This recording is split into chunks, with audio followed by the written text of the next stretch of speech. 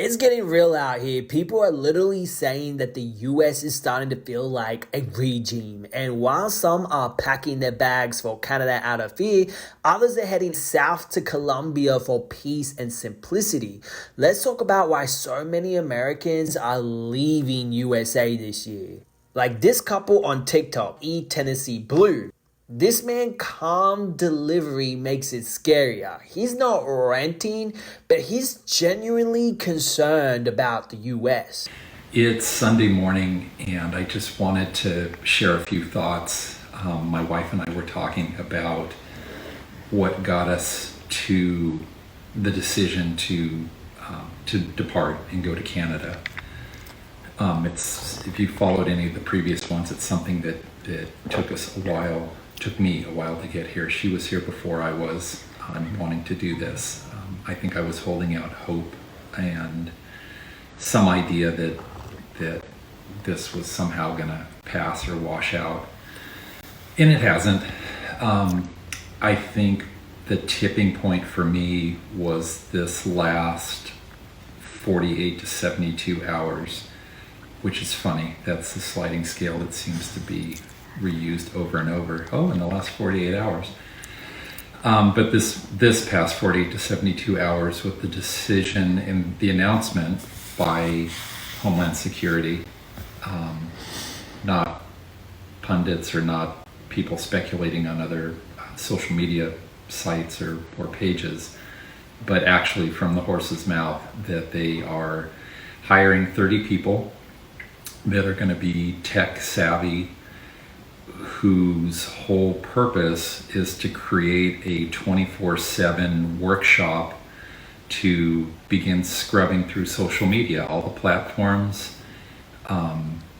the Substacks, the Instagrams, the everything, Threads, Blue Sky, the things that TikTok, where opinions are being shared and objections and outrages are being shared by content creators about what's happening and about criticizing the current regime and what they're doing, what they're enacting, what they're proposing, expounding on the leaks that are coming out for operational type things.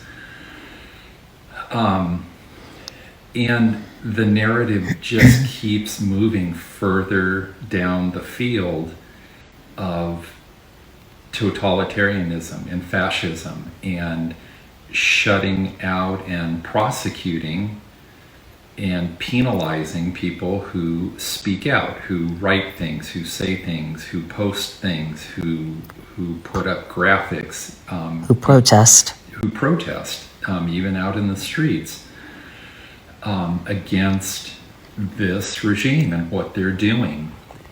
And I think regime is appropriate because we can see parallels in history to regimes, and they're very popular ones. We don't need to name them. And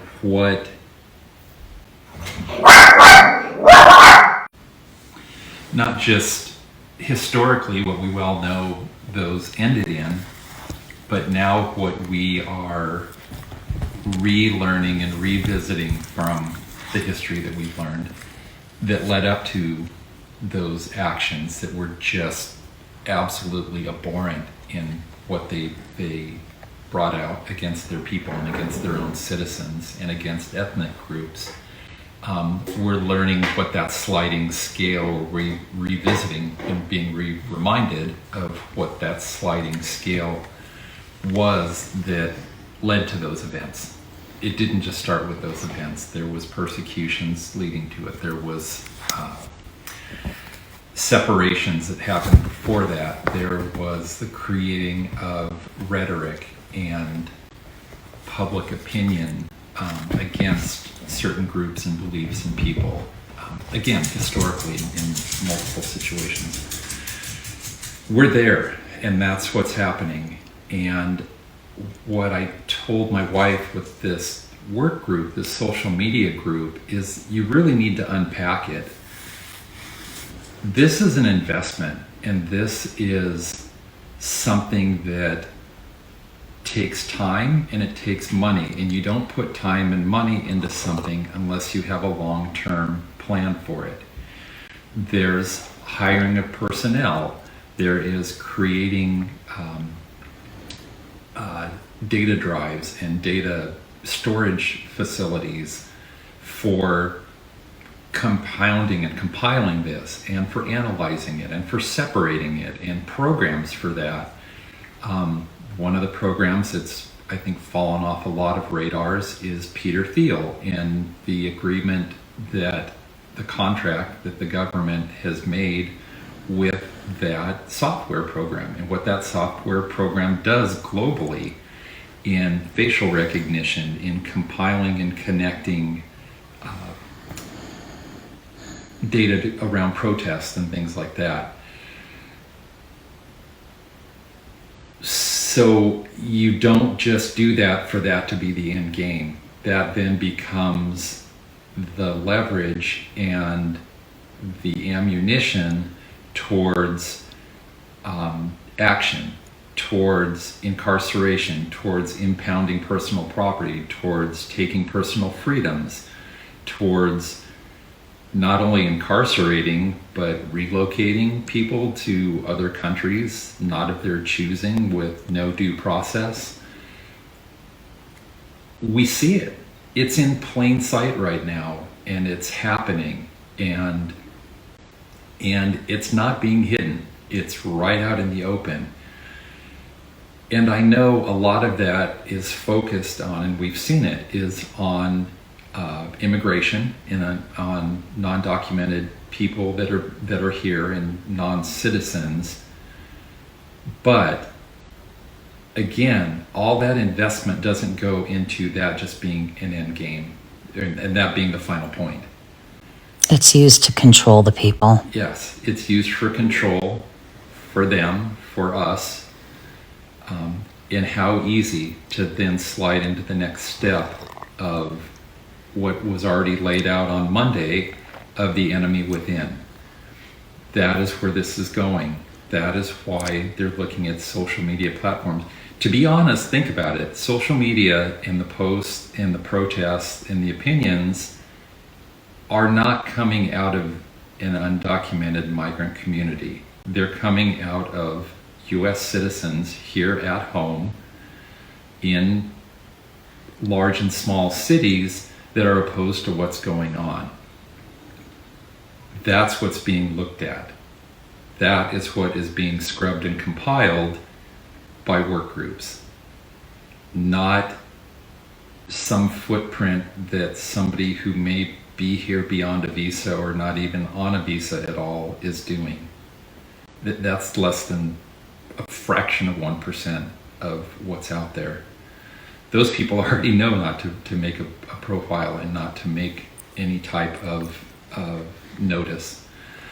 So anyway, that's where I got to, that we need to go, and we need to get out, and we need to look at this from a perspective that's safe for us, that is an asylum for us, that is supportive of us, and also hopefully will have a lot less of the filters and blocks that what we're not seeing that's happening. We're seeing a lot, but it's hard to see the forest for the trees when you're in the midst of it. So that's why we're going. So for now. He's talking about the US government hiring people to monitor social media 24/7. That's wild. If true, but even if it's exaggerated, the fear is real. Okay, so that's the fear side of why people leave in USA. But let's balance it, okay? Because for others, it's not about running from something. It's about running towards something way better. I'm living my dream life in Colombia. I traded jewelry, cars, houses, and everything for this moment. And I'm way happier now. It was worth it. The peace I feel, the food is way better. The cost of living is way cheaper. Everybody is happier with way less. I wouldn't have traded this. Let me show you what $400 gets you in Colombia per month. So I've got a nice bed, got a nice desk over there to do work, little living room to watch TV and stuff. And then I have my bathroom, little closet. You don't need a nice penthouse to live comfortably in Colombia. Plus, you're gonna be outside anyways. So it walks straight out onto this little balcony right here. And you've got a grill. We have like parties up here and stuff. But you've got this amazing view. It's incredible. And then walk down. I've got 2 roommates. We share this whole little house together. Got a nice living room. And then a huge kitchen. So you don't need like a huge like $1,000 penthouse to have fun in Colombia or live like a lavish life. Like, this is the true Colombian experience right here. It's amazing how so many people, just like myself, are finding such fulfilling and more better quality of life than they did in the country that they were born in, that the country that foreigners are moving to because they want a better life. That's how much internet has impacted the world. Hit the subscribe button, smash that like button, and let me know in the comment section below, if you were to leave America, where would you go?